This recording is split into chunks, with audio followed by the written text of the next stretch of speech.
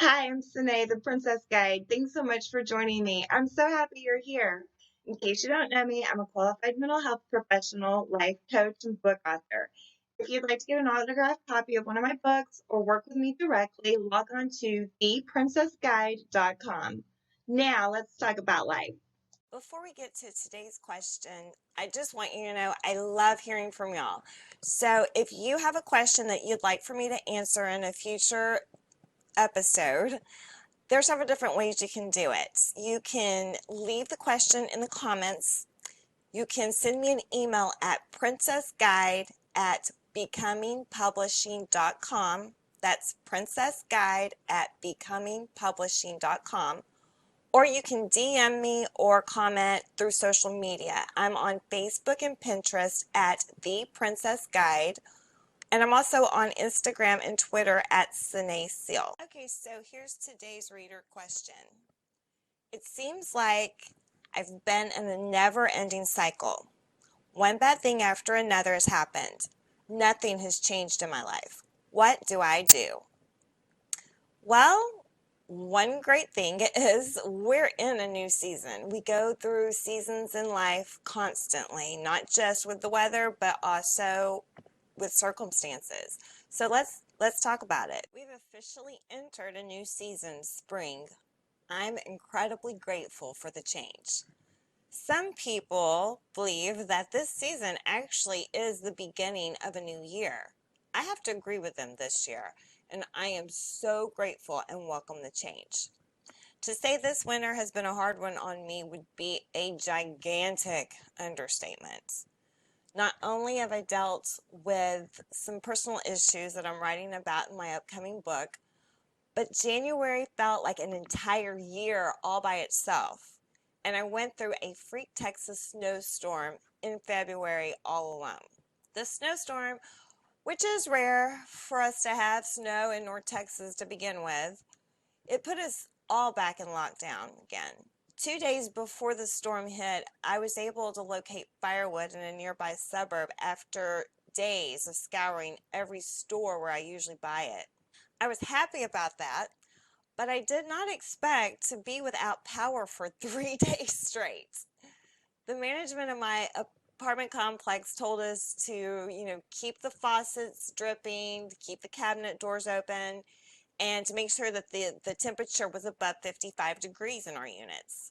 The power distributors sent out notices that we should keep our heaters on 68 degrees or lower, and mine was already there, so that was no problem. I'm not gonna lie though, I am not a camper or someone who is good in surviving in the wilderness. I tried lighting a fire in my fireplace after the power went out, but keeping it going was challenging. Staying warm from it was even harder. Doing something as simple as heating water in a coffee kettle was impossible. I survived on a couple handfuls of organic tortilla chips per day.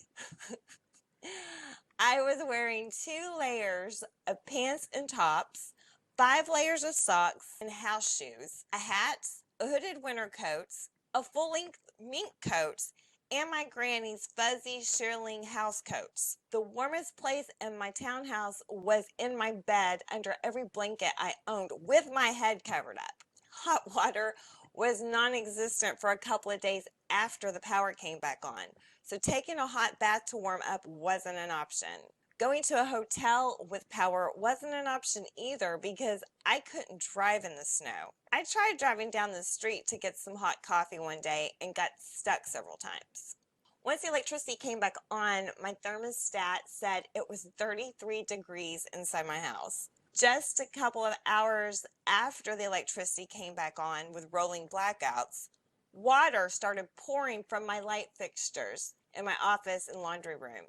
It sounded like Niagara Falls inside my townhouse and flooded my laundry room, kitchen, office, hallway, and part of my living room. Thank God it happened downstairs where I have hardwood floors and that none of my books or electronics were damaged in my office. I had never been so grateful for coffee and electricity in my entire life. Like everything else I've been through during my existence, I survived, but it really made me wish that I had a partner to go through that with. It was hard on my married friends, but it was even harder on me going through that all by myself. Now, do you see why I'm so happy for a change? This too shall pass. I've written about being grateful for new seasons in my book, The Princess Guide to Gratitude. We experience new weather seasons about every 3 months. We also experience new seasons in life. That can look like any big change, such as a new job, new relationship, new living situation, the birth of a child, etc. It's important to remember that we need to watch our thinking and our attitudes at the beginning of any new season in life. It is our attitude at the beginning of a difficult task which more than anything else will affect its successful outcome, wrote William James. I remember when I moved into my townhouse nearly 3 years ago. When I usually move into a new place, I sleep so peacefully the first night and wake up so happy, refreshed, and hopeful. Not this time, though. In fact, I had a neighbor call the apartment manager and on-site security on me the first day because her assigned parking spot was directly in front of my private sidewalk and private entrance, and my moving truck was temporarily parked there while my things were being unloaded. The bullying continued for months, unfortunately. I remember having my sleep interrupted many times during the night. Very unusual for me since I usually sleep soundly once I fall asleep. I woke up the next day basically crying and in internal turmoil. I thought many times during the first few months about moving. That was a serious thought since I hate moving with a passion. Things have gotten better. It's like the saying goes, this too shall pass. I had to feel the negative emotions caused by an outside person, release them, and continue on with my life, focusing on the positive things. Sometimes new seasons appear to be negative because of choices we've made in previous seasons or because of people outside ourselves causing us problems because of jealousy, insecurity, a sense of entitlement, or just because they think they can. It's very important in these times to let the process play out. Focus on being positive, practice gratitude, and loving yourself first. Endings are really new beginnings. Change is always an opportunity for growth, no matter if you experience positive or negative circumstances. You get to determine how outside events will affect you. I recommend allowing the pressure to create diamonds and the fire to refine you like pure gold. Keeping the faith and keeping hope alive will make a big difference in your outlook on life. Endings don't have to be negative things. They can be the catalyst to propel you to greater things and positive transformation. You decide.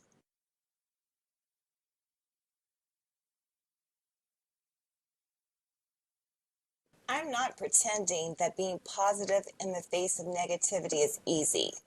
It certainly is not. However, like Dr. Wayne Dyer used to say, what you focus on expands. I've found that to be true. Psychology calls it a self-fulfilling prophecy. So it's imperative that you focus on the good things, things that are true, lovely, of good reports. Philippians 4:8. I don't care what anyone says. If it makes you feel good, even if it's just a daydream, this is what you need to focus on. Dr. Dyer used to say that since God is good, feeling good is feeling God. I wholeheartedly agree. Take care of you. Sometimes, and I believe it should be often in today's society, it's important to take a break during a new season. You may not be able to take a week off for a spring break, but you can turn your phone off on weekends and evenings or refuse to respond or entertain negative people. You can have lunch in a beautiful place that makes your heart flutter, take a walk in nature, go to the lake, or even watch beach movies and let yourself dream about the life you want to have. If you crave a change of scenery or location, but you can't afford one at the moment, you can always clean out your current living space, rearrange the furniture, or do small renovations or furniture repurposing. Taking a hot bubble bath and pampering yourself is another way to rejuvenate your spirit on the cheap. This is all called good self-care. It was drilled into me during graduate school and is imperative for positive mental health. Being authentic, practicing good self-care, and focusing on being the best you that you can be is imperative. Wake up every morning with a greater sense of self and the courage to let the true you shine, said Dr. Sue Morter. Take the time this new season to stop and smell the flowers. Enjoy the warmer weather. Get outside and appreciate nature and do the things that make you feel good. Here's to a new season.